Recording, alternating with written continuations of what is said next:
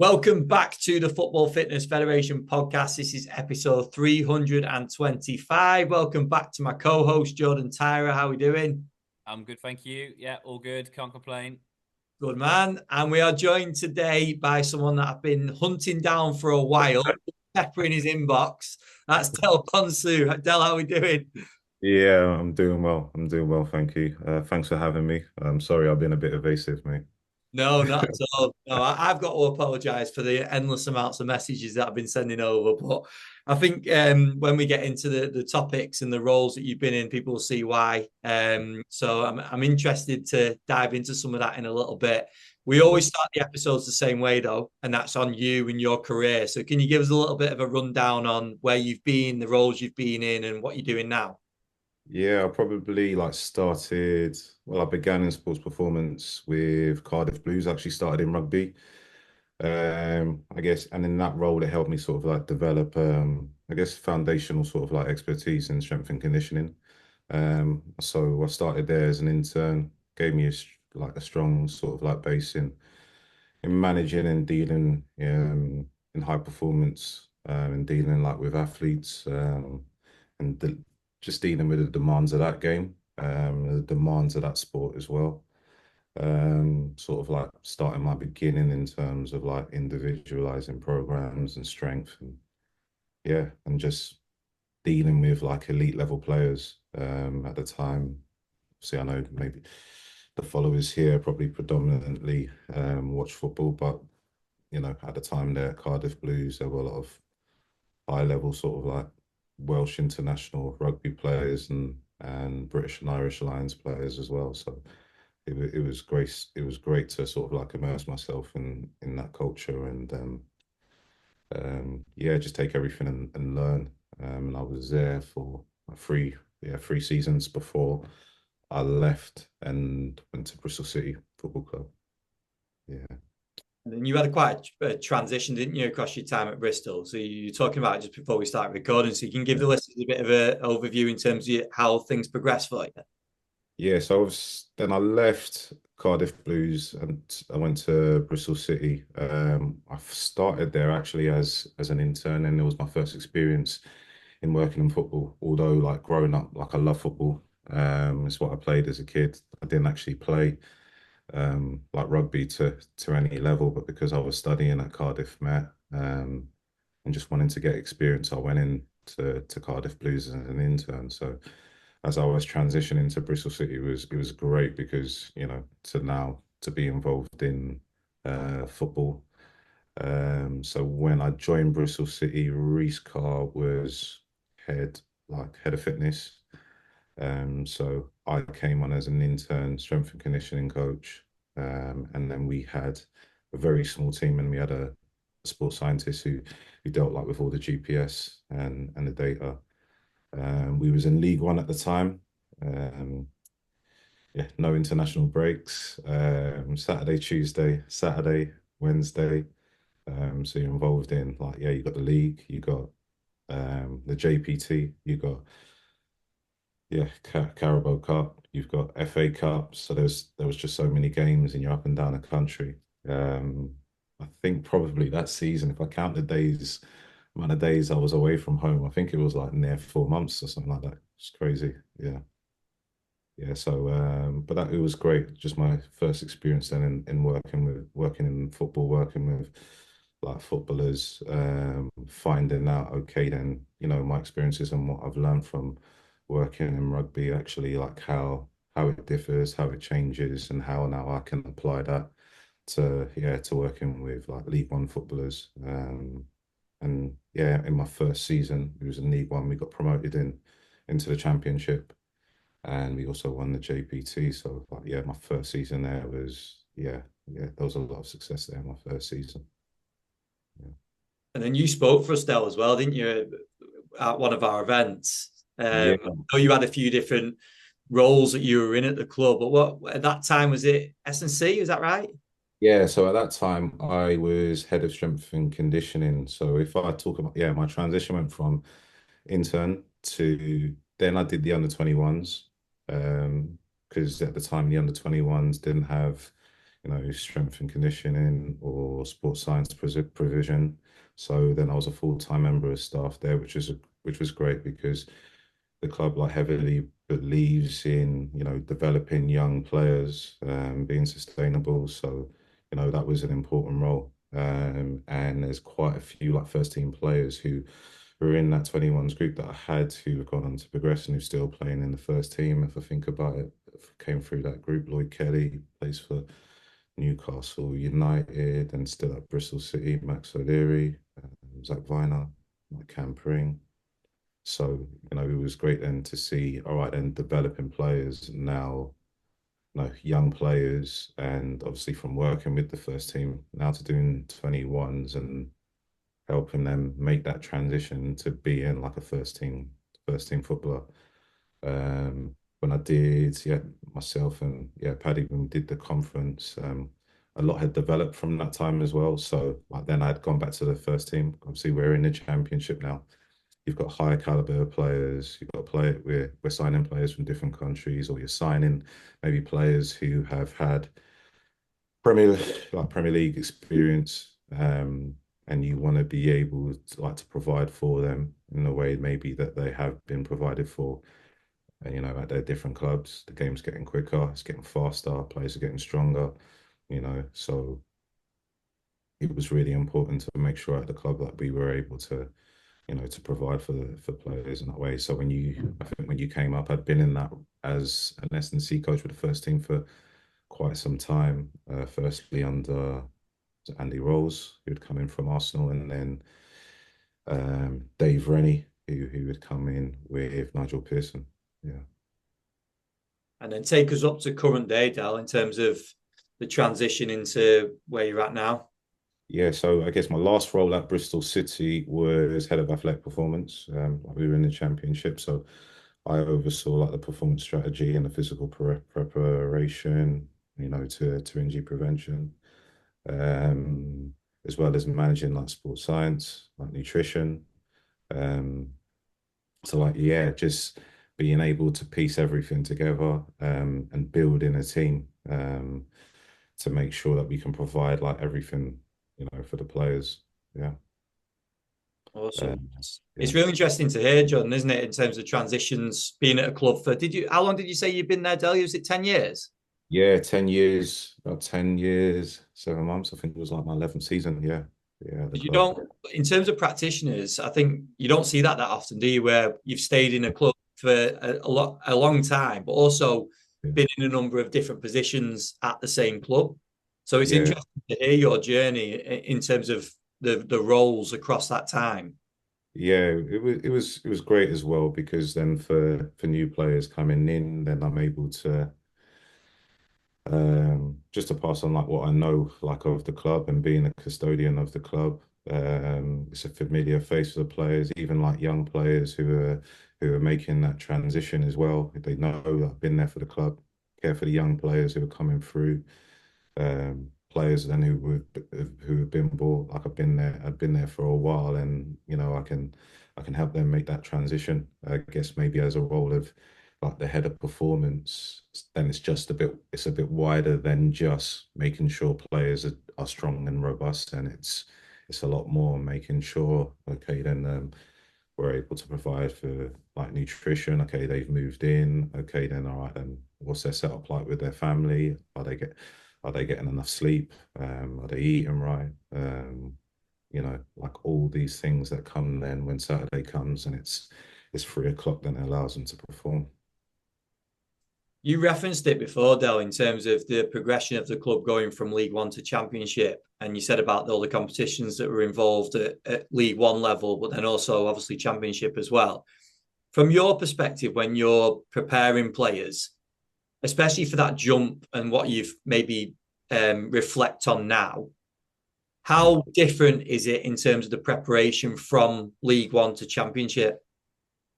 How different is it? Well, yeah, game's quicker. Um, Players are stronger. Probably get punished a lot more, like in the championship because of the caliber of player as well. I guess the difference is also like you become a championship club and you got more resources as well. So there was a massive like change. Obviously, when you came to the club, I think you did you come up twice? Yeah. Yeah, Did you? we've done a Yeah. couple there. I was trying to Yeah. think of the years, but it all blends into one. I can't actually remember Yeah. which ones. Yeah. What I mean is like when you came, okay, then we've got cryotherapy, we've got like a massive gym, like we've got our show pitches, we've got so many pitches up the top, pitches down the bottom, like for the academy, like the tactics room, like you, all the resources that we have then to make the next step and to go up to the championship, like it changes, like hopefully like you're doing well, maybe you've sold players, you're able to then reinvest that was the thing that I noticed that changed, a lot actually. Okay, where is the club looking to go like now? So like yeah, that changed and what you're able to provide like for the players, like it just goes up like another level. Yeah. There's crossovers, Jordan, isn't there? We referenced the episode a lot, but we did the episode with the Portsmouth staff. Yeah. And we talk about it a lot because they gave a really nice sort of indication of how they work together, but also exactly what we're talking about, working through the leagues and the different demands. So exactly what you just talked about there. So it's interesting to hear the sort of similarities in terms of what Dell's talking about, isn't it? Yeah. Yeah, 100%. And I think for you, Dell, I think it's like Ben was saying, it's obviously quite rare that we do see practitioners who have been at clubs for an extended period of time, regardless of 10 years. So Yeah. drawing those experiences where you've seen the club actually change through achieving, championship status, I think that's really important. But in terms of obviously you said the facilities and things like that, which is obviously going to massively help Yeah. a club. Did the staff mentality change? Because we had it with the Pompey boys. They were saying about obviously League One, like you said, less international breaks. Yeah. It was felt a bit more full on in League One. They said in terms of it was just relentless every single week. Whereas there were little windows within the Championship Yeah. you could sort of get in. Did you find that in the Championship? Did you as staff go actually we've got a little window now? We can really work with the players. Yeah, like what we try to do as well, like with the international breaks, we just try and take it before maybe we'd send the players off with a program. Like we get like little testing blocks, so we're able to see okay where the players are, whether that's counter movement jump, 10-5, like multi-hop, whether it be the ISO squat or mid-thigh pull. So then we can get all right then when we're looking at their programs in terms of what adjustments and what changes that we need to make, at least we're data informed. So, and then maybe do an aerobic capacity test of some form, so we're able to look at where we are. Because I don't know, then you come around to maybe the last international break might be in March. Okay, physically maybe how far have players fallen off, and actually are you going to be able to sustain a level to then make to push to be able to to get promoted? Because then after the March international break is so aggressive, then you've got like it's Easter, and again you've got a really short turnaround. And again maybe it's helpful, maybe again better resources, so you've got more staff and more specialized staff, where maybe it's so full on in League One, again maybe because of resources, maybe limited number of staff and maybe expertise, so you feel like you're carrying quite a bit as well and not being able to share that load. So the benefit of being promoted into the championship means more resources in terms of like a manpower, in terms of staff to be able to share that load, the expertise, and to do various things which are needed in a multidisciplinary team. You mentioned before as well about that promotion to the championship that you got more like national team players into Yeah. the squads, players from different cultures, different countries. What were your lessons in terms of when they came into the squad at that level? Was there anything that you sort of noticed to go, actually, we need to think a bit more about this or this? Yeah, like maybe like different like training like philosophies where they've come from. Maybe some players who have come through an academy at, for example, maybe like Juventus, and maybe or maybe players coming through from France, and like their training history and their knowledge of strength training or different types of strength training. maybe in Europe it's more bands or um, more sort of like K-box eccentric like training rather than the external load that you might see in a trap bar like deadlift or a back squat. So or maybe you have players who have zero history like at all. So then you're having to use some of you have to be a bit patient and using your soft skills and being able to explain, see stuff that you're doing with like the bands or the stuff that you're doing on like with the flywheel, that still load is just a different type of load, and maybe this is something that we can add. Or actually, there's more than one way to skin a cat as such, and maybe we could still use the flywheel stuff as well. So yeah, having to use those softer skills to be able to communicate well. We've not mentioned it yet, but obviously you got the role with the Ghana national team as well. So Yeah. talk to us, and it's just initially how that came about, but then we'll also dive into some lessons from working with those players as well. Yeah, so how did that come about? My parents are Ghanaian. So my parents come to the country, like came to England, London, West London, like early 80s. And I've always been proud like of like my family's my heritage, like where my parents are from. And yeah, probably like many who probably jump on here, I'm a strength and conditioning coach, sports scientist, probably because I wasn't good enough to, play football.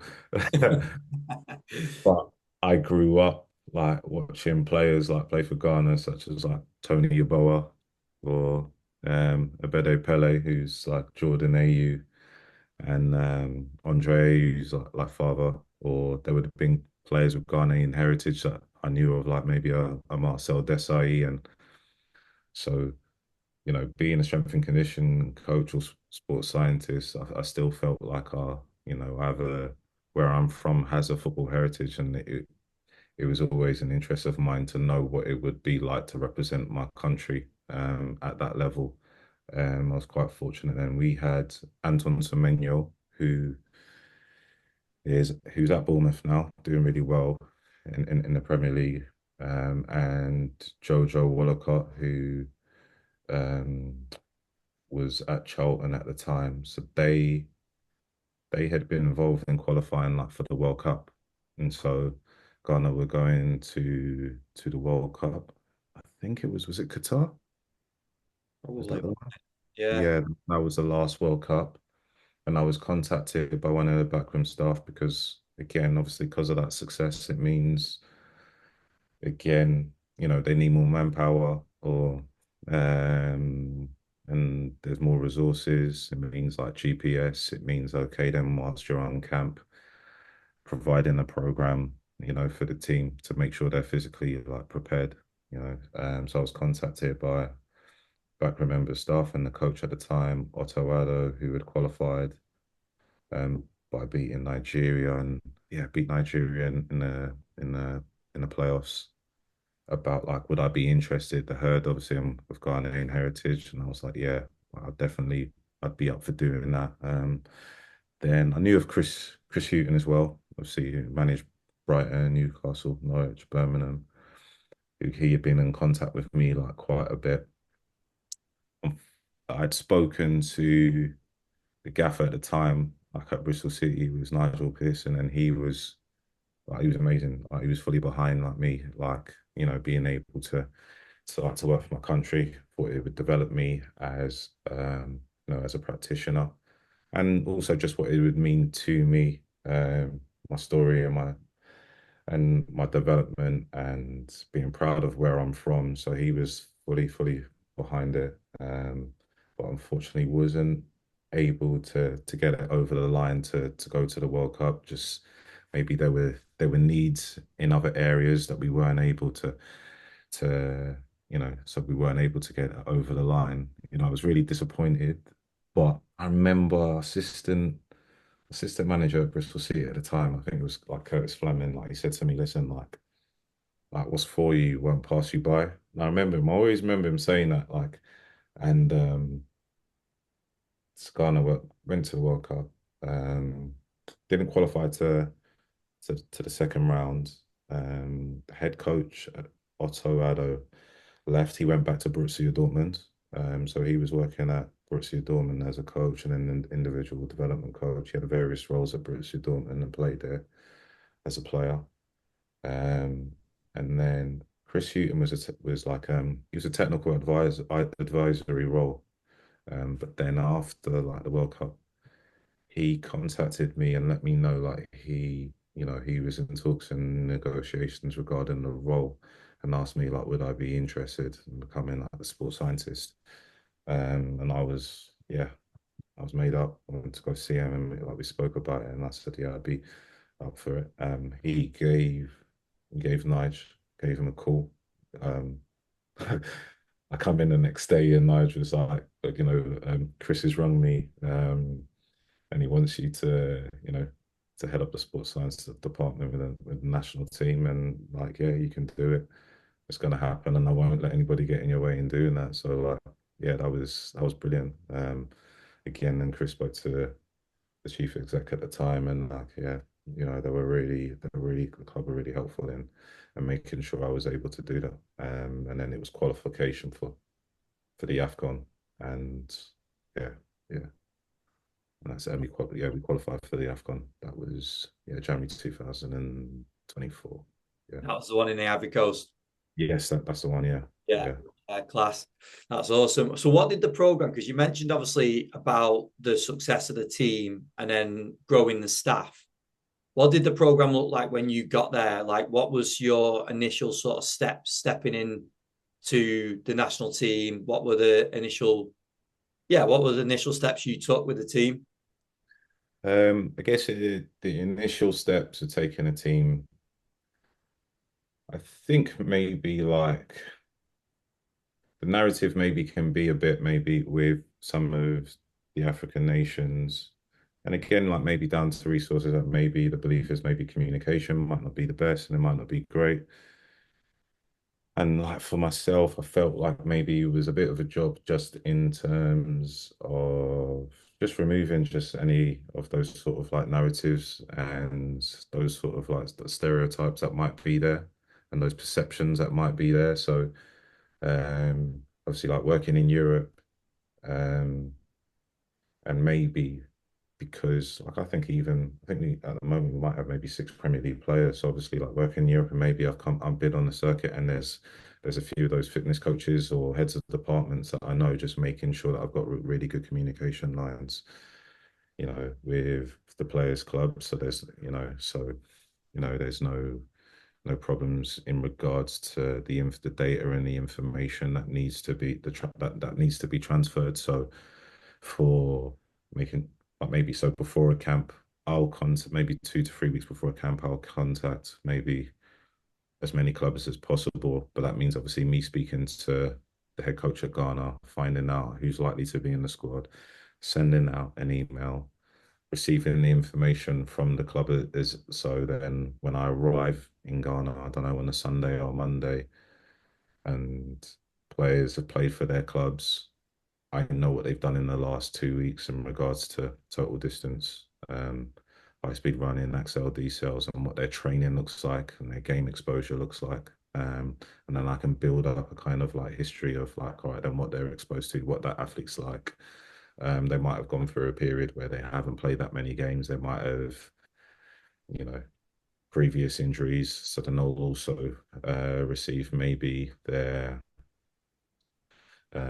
training program in regards to strength or their prehab. And I think as well as I arrived, it was just trying to push for more as well, just in terms of okay, then when we're the hotel that we go to, making sure the facilities are good in terms of then players can do their prehab and it's not just a recreational sort of like spa sort of like hotel. Just so we've got the facilities that players can do their work, they can do their recovery because it's quite a bit of travel as well, from I don't know, from London to Ghana is like 7 hours, 6, 7 hours, like flight. Players when they come, maybe they've played on Saturday or Sunday, jump straight on a plane, or even if they're from France or from Holland, um, yeah, jumped on a plane. They've arrived. They want to, be able to recover. Then sort of an integrated, slow integrated approach as well. So making sure that we've got all the equipment that we need, mats, foam rollers, like bands, and players are able to do as much as they can as possible. But as well, like, I'm not naive in knowing and understanding. Although I was born in Europe, I think even as a youngster, like going back to Ghana, for me, it was also always a thing of like, it's not for me to make a comparison. Like, with okay, then what Europe is able to provide to what we can provide back home. Like, I know and I understand the transition that the country is making, and where large majority of people in the nation are as well. So I do also have to take that into account as well. Yeah. I think it's interesting. I also think it'd be great to get your perspective from you talked about the communication from club to national team. And I know you're speaking there from the national team side, but you've also had experience from your players going away to national teams as well. What can Yeah. we learn, and what are some lessons that you've taken away in terms of that communication, that link? What are some things that we really need to be focusing on, whether we're on the club side or a national team side? What makes things easier for you to work with those players? What makes it easier for me as working with the national team now? Um, but yeah, I think it's just like just early communication in terms of how that player's been getting on. Has he been involved in games? Are there any knocks? Is there anything to be aware of? Does he have a program in regards to strength or prehab? And just making sure that we get the data on time. So like I don't know if he's played on the Saturday, like yeah, if his last game's been on the Saturday, trying to get that data as quickly as possible. So then I'm able to put all that data through the system, and I'm able to let the coach know, like how that player is, like physically, what he's been involved in. Okay, then when we have our first training session, what can that player be involved in? What can't he be involved in? And we know where to measure maybe the first training session and how we can, yeah, what we're going to do with that microcycle, like for the week, yeah, that periodization. Yeah, so What's some, that's really important for me. Just getting that data as quickly as possible, in that email, like they're just able to give me just a bit of a background of like, yeah, where that player is, like right then and now. and then in terms of your priorities, Dal, so once you receive that information and you've got the players for the period of the camp, what are some of the things that you're prioritizing in terms of the work that you, alongside your philosophy, that you want to get into those players? With my philosophy, what I'm trying to get into, like I might have a philosophy, and a lot of that philosophy has been built maybe on like club football. Um, but recovery is a massive one, like as well, because they've just played a game. They've gone through Saturday, Tuesday, Saturday. Yes, they belong to us. They belong to the nation. They're sons of the nation. But then also they belong to the club. So you're looking after like other people's like, assets as well. So it's trying to get that. It is a blend, and I think it's difficult. Like I know maybe a club have paid a lot of money for a player, but they're also something of the nation, and it's their responsibility and their duty to also perform well for their country. So the first thing is trying to find out where they are, trying to recover from what it is they've come from, and then slowly like build up. Um, in terms in terms of my philosophy, like I believe like in making sure players are like robust enough to meet the physical like demands of the game. um, However, there's only really like a small window when you're adding like the travel that we have. So there's a limited amount of work that you can get into players, but maybe micro dosing like through the warm up. Like yes, making sure that players are able to get on the ball then in the warm up, but there's an aspect of like speed mechanics, like in the warm up, change the direction, and then slowly integrating the actions which they're going to be involved in. Again, but in terms of pushing, how the way that you might push in a training week of a Saturday to Saturday, it's quite difficult when really you're trying to make sure players are going to be fresh to go to war for their country, so to speak. Yeah. You mentioned before as well about the promotion to the championship, and we talked about the players then coming in at that level, the speed of the game, the getting punished more in that league due to the Yeah. quality. When you then worked with the national team, obviously you've mentioned some of the players that have represented Ghana previously, like some top players. Was there anything that you learned watching these players now in terms of the level they're playing at, and then how you relate that to maybe club football as well?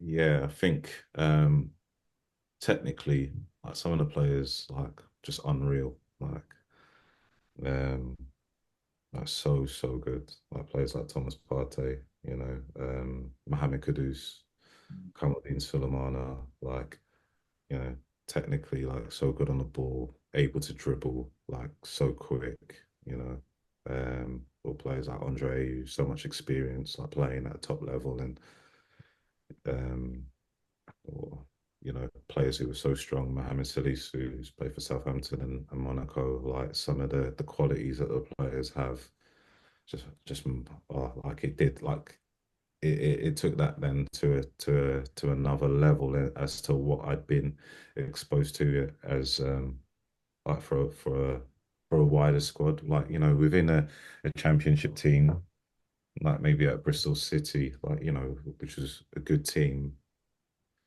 but a lot of the players then I was working with Ghana who were in like Champions League like players, and the history of then of again like the nation, like we've got like Champions League winners in a SCN, in a Sully Muntari, so like the quality is there, and I think with the I think it's correct me if I'm wrong in regards to like transfers and maybe African players being able to come over in terms of work permits is a lot easier, and I think there's just such a there's such massive scope in terms of being able to players with that skill set of like skill, technical ability, like speed, power, strength.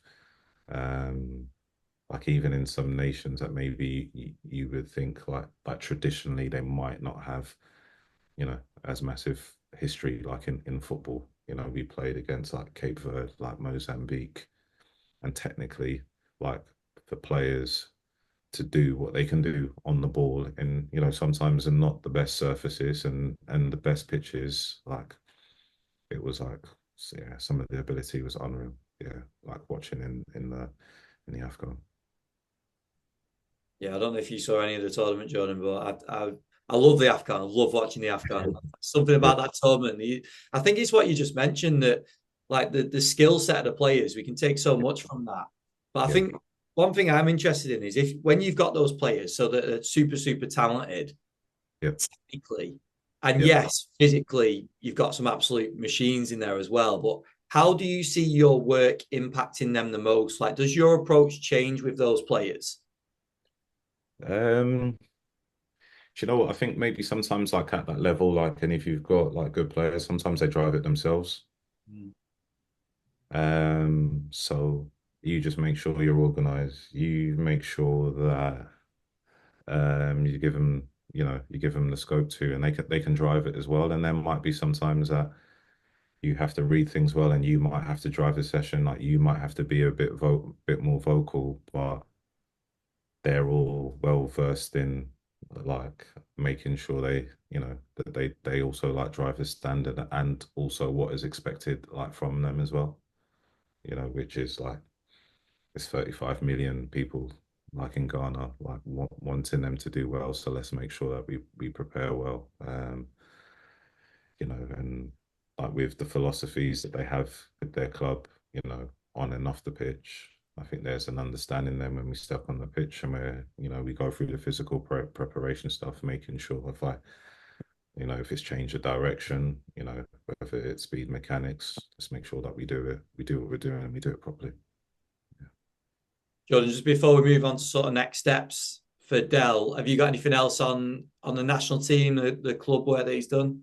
Yeah, I was going to ask Dal in terms of, I think you've given an amazing sort of insight into probably the behind the scenes stuff that happens at international camps. Because if you were just any average Joe watching, international football, you think national teams fly off and they have a lovely time and an amazing hotel, and then they all come home and they all feel pampered and it's lovely. But like you You're say, explaining there probably what everybody thought when I was at Bristol City going away on international duty, and my wife as well, actually. but like you said, I think it's really important. Like you said it early on in terms of making sure the hotels were actually up to standard. That they weren't just they Yeah, had a bit of a spa area, but they actually had some gym facility that you could get the lads to do a bit of their work, their prehab and things like this. Like there's little things like that which have to go in for your role to make sure that these players, like you say, have just they're incredible players yeah, who might have had a Champions League week as well not long ago, whatever yeah, it might have been. They've gone through a 6-7 hour flight to get there. They've played on the Saturday. Like that environment they're stepping into, it has to be right, doesn't it? So, yeah, like you said, that you're almost a facilitator sometimes, even though the players can drive the standards. You need the yeah. environment to be right, don't you? So, like, how did you find? Did you ever get it where you were like, this is the wrong environment, and can we change it? Did you have to do anything like that, or?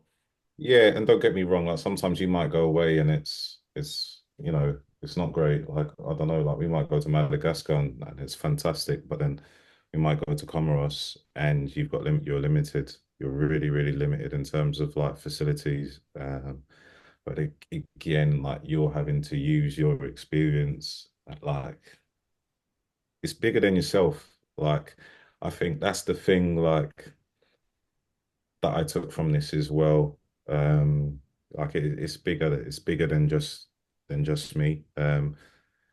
And we might go somewhere, facilities might not be great, or you know, but it's my job just in terms of making sure, right, then well, with what we're in control of, like let's make sure we do it right. Like there might have been maybe certain change room, like, and that's the thing. There might be certain changing rooms I've gone to in League One. I won't name any any club names, and like we turn up and it's not great either. And that's what I mean. Like so, let alone maybe you go to Comoros and maybe the hotel facility might not be great. Like there's plenty of change rooms I've gone to in League One and maybe even the Championship that actually for the resources maybe that some of the clubs have, the standard should be a lot better. So maybe having those experiences also, you know, give me a bit of an understanding. Like it's not about like right about now, it's not about sulking. It's actually about making sure that we qualify for the AFCON because we've got 35 million at home who are counting on us um to qualify. And you know, I think in the last AFCON we fell short of our expectations. Like considering we've won the AFCON like 4 times, but the one thing that I took away is actually like yeah, how much then it does mean to you and how much it weighs up, like it actually does like weigh on you, like maybe when you you know you know you don't do as well as you would have hoped. So when you're in a position and you've got a job to do, making sure that you do it properly and you give it, even from I don't step on the pitch, but in terms of motivating players, caring for them, pushing them also that yeah, I give it everything that I've learned and amassed along the way. We'll be following Dal. We'll be following the journey into the next competition and seeing how things go. But for Yeah, you now as well, take us into sort of your current position, next steps, because I'm interested in that in terms of your career now too. yeah. So I've recently left Bristol City after like 10 years, just over 10 years. I guess my immediate focus is now is just completing my PhD. So I'm doing that at Cardiff Met University. So but yeah, so that PhD is around like the fixture congestion period, or and that dense period, and actual like physical like performance in that period as well. So that's been going on in the background like for a while, I'm sure.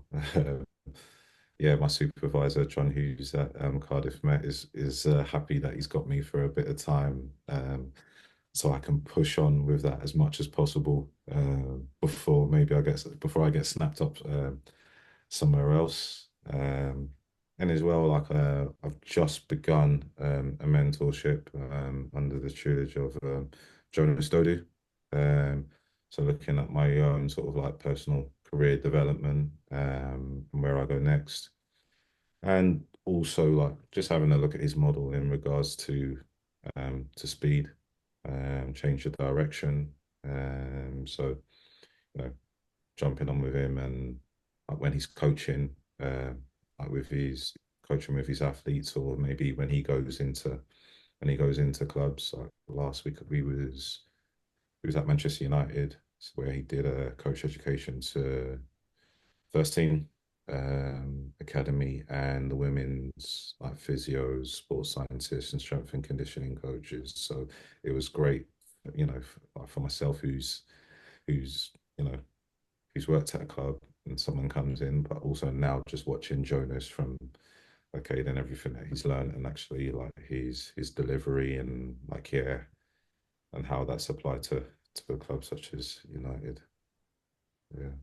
When you were looking in terms of this development for yourself, Dal, as well, was the speed, change of direction, was that an area that was of interest for you, or did you feel like it was an area that you needed to upskill in? I think I guess it was a bit of both. Like whilst I was at Bristol City, Jonas Dodu he had come in. I think the owner at Bristol City owns the football club, rugby club, and basketball. And you know, when we do like CPDs, like maybe like we'll have all the teams and the men's and the women's teams like come together. And yeah, speed was an interest, and yeah, I'm wanting to develop myself and just give myself a bit more confidence in terms of the delivery, like the understanding's there, but the delivery in terms of like coaching cues and maybe how to apply this in a training week where maybe you think you don't have the time, but actually where you can microdose it in. Just the importance of like running technique in, I guess, the conversation in and around hamstring injuries are so like like factorial.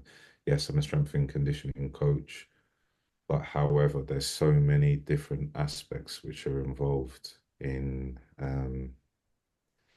when you sit down as a multidisciplinary team and you have a look at all right then reasons for or what could be added in or what aren't we currently doing. So I feel like just in terms of okay then when I step into my to my new role, like trying to yeah, just taking everything that I can in terms of what sets me up right to yeah into going into something else. Yeah. And after being at the club for 10 years, what do you see as the next challenge, Dale? I Wow. know we can't talk about specifics, but like, what do you see as being next? Like, you've obviously worked through different positions at Bristol, Yeah. national team. I know that's ongoing. You've got the things that you want to be achieving with the national team, but where do you see is next for you? Yeah, like I said, just taking the time to educate myself like further, taking the time to relax, enjoy the time that I also have with my family. It was great to the Christmas period, like not be involved in that in Saturday, Tuesday, Saturday. But like educating myself, going into different clubs, I guess taking in all that information and when the time's right to go again. Like I've gained a lot of information, believe in myself as a practitioner, I wouldn't have been at a club for so long, if you're not good at your job and you're not good at what you do and working with the caliber of players that I've worked in. So like yeah, when that right opportunity comes again to go into a club, like yeah, it's good. I'm good to go again because I've had the time to reflect on um, so many good experiences from as an intern to then somebody who's building a department as I did at Bristol City. Yeah. Jordan, any final thoughts? Yeah, just I like to ask this one. As you've again been at a club for so long, in terms of 10 years, um, how do you see the industry of sports science and performance support through the lens of Bristol City? How did you see that develop? Was it a case of more technology came in? I'm pretty sure that would be the case, but was it a particular focus in one area, or was it just every single aspect sort of received more, more attention? Oh, wow. No pressure, Del. No pressure. I always like this question. How did you see it develop, grow over the last 10 How years? did I see it develop? Like it was, yeah, it took its time from firstly just GPS and then, okay, strength and conditioning. Okay, making sure like we've got a gym like big enough to get 25 players in. Um, to be able to build the facilities to do that. I think it takes time. And then, you know, it was okay, force plates, gym awares, and being able to get as much data as possible. And then it was like the visualization. You've got Tableau, you've got Power BI, and um, yeah, I think it's as you just progress, and maybe you've got one thing, and then you're trying to make the one thing link with another, to get to get the best out of it, and ultimately, like, guess get the best out get the best out of the players. Like I think that's what it is. Like where's the club like right now, and what's the biggest need? You know, what's the biggest need like for the players where we are right now? So I guess good relationship like with the players, knowing what the philosophy of the club is, knowing where the players are, knowing what the philosophy is of like the head coach as well. Hopefully that aligning them with the club, and you're able then to make those, yeah, to answer some of the questions to the problems that you might have at that particular time. Speaking as a department, everybody having a voice, within that area. So, do you know what? This situation's here. This person's having that problem regarding as to nutrition. Okay, then we've got a few who've got some issues regarding sleep. Okay, then let's get some more rings. And then we're able to have a look at players like sleep hygiene. Okay, we've still got an issue. Okay, let's get someone into to speak to the players. Okay, then you're still having a few injuries. Okay, let's get Tableau, so then we can get all that information then to to to talk to each other, and then we're able to then present it to the coaches what information's good that we can then feed back to the players. I think, yeah. Don't know, yeah. Sorry, I hope that sort of like answers your question, but No, it's great. It's yeah, just that natural evolution, isn't it? And just how that comes yes, in over time. And like you said, the problems which arise through football, yeah, how do you go off and find those solutions? And everyone does it slightly differently. So no, yeah, perfect. yeah, cool, yeah, I feel like we've fluked that episode, Jordan, because that was a real nice transition from the previous episode with Ben Thorne, where we spoke about a lot of the work away from the pitch. You just mentioned the O-ring, sleep, nutrition, all the things that we talked about in the previous episodes. This actually comes at a really good time. yeah, But Del, I really appreciate you coming on, mate. Thank you very much for going into the details of obviously the work at Bristol, but also with the national team. I think it gives people, we're not going to have loads of coaches that are with national teams. I know that, but they might be maybe looking for opportunities in the future. They might end up in national team positions, and it gives them a nice insight into the experiences that you've had so far. So yeah. I really appreciate you going into that.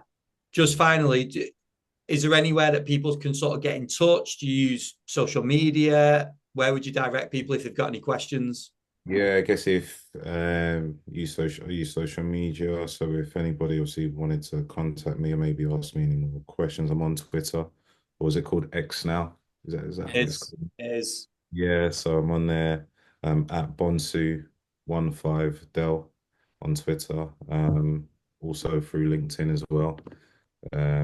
Leave me alone on Instagram. That's for me, my friends and my friends and my you're going to get a barrage of Yeah, messages on everyone. Instagram now, Dad. No. No, thank you very much, mate. I really appreciate you coming on, and yeah, we'll stay in touch. And best of luck going into the next comp as well. Yeah, well, thank you. Thanks. Thanks for having me. Yeah, actually really enjoyed it less daunting than I thought than it would be. But thank you again. Right, Jordan, another episode in the bag. That was an interesting one, wasn't it? To hear from obviously Dell about his 10 years at the club. But also, I think the national team, the work around the national team was interesting in terms of some of his experiences, some of the challenges that he's faced with Ghana as well. Yeah, 100%. I think, like I said on the episode, it's rare you get someone who's been at a club for that long. But I think he raised some really important points actually from a player development point of view. That having gone through the club as an intern and all the way up into first team performance role, that any players coming through, he's a friendly face. Yeah. And I think that's really important to remember. And actually, I think people underestimate this and how important that can be for players transitioning into first team environments. It happened with me at Notts County with a player made his debut in the FA Cup when I had to do the first team bits. I was working with him every day as an under 18, and then he broke through into the first team and made his debut when I was doing the first team. And I could tell it was really important for him that I was there on the day because it was such a quick breakthrough into that first team. He was like, he enjoyed it and he embraced it and he did really, really well. But those sorts of figures can be really important for clubs. So I think Dell made a really important point on that. But then, yeah, I was fascinated with the stuff around the national team. We don't speak to that many national team, sort of heads of performance.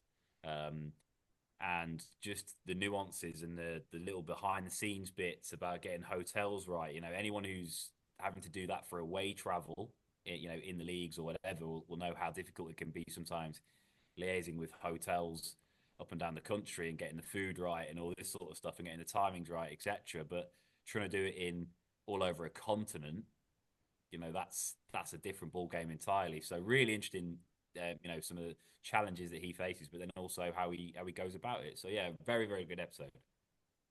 Yeah, I find it fascinating just in terms of the talent. He's mentioned some of the players that have previously played for Ghana, but currently play for the national team as well.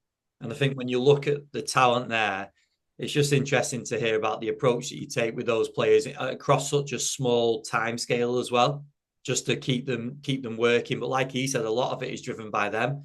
So their standards are going to be that high that you've just got to kind of meet them and push them like from where they're at, really, isn't it? I think the other thing that was interesting was he spoke about the difference from right at the start, the difference from League One to Championship, the windows of opportunity, also the getting punished more in the Championship was some of the key lessons, which I think, like we said about the Pompey episode, I think that was a similar sort of thing, wasn't it? That we spoke about in terms of that step up. But yeah, I thought it was a really interesting episode. I think it'll be interesting to see where Dell goes next because obviously he's in the process of PhD, but also getting the next role. I know he's got the role with Ghana, but the next club role if he goes back into club football. So it'll be interesting to see where he goes from here. But I hope everyone listening enjoyed it. I'm sure they did. Like I said, Jordan mentioned then we don't have loads of coaches on from that have got experience with national teams, so it's a good one to see some of the roles and responsibilities that coaches with national teams have. We do actually have another coming very soon, so keep an eye out for that one as well. But yeah, I thought it was a great episode. So just to wrap things up, just make sure you go and show our sponsors some love. That's the Good Prep, Bridge Athletic, Hawking Dynamics, and also Hytro. Big thank you to the sponsors. And also big thanks to you, Jordan, for being on again. No, not a problem. Enjoyed it as always.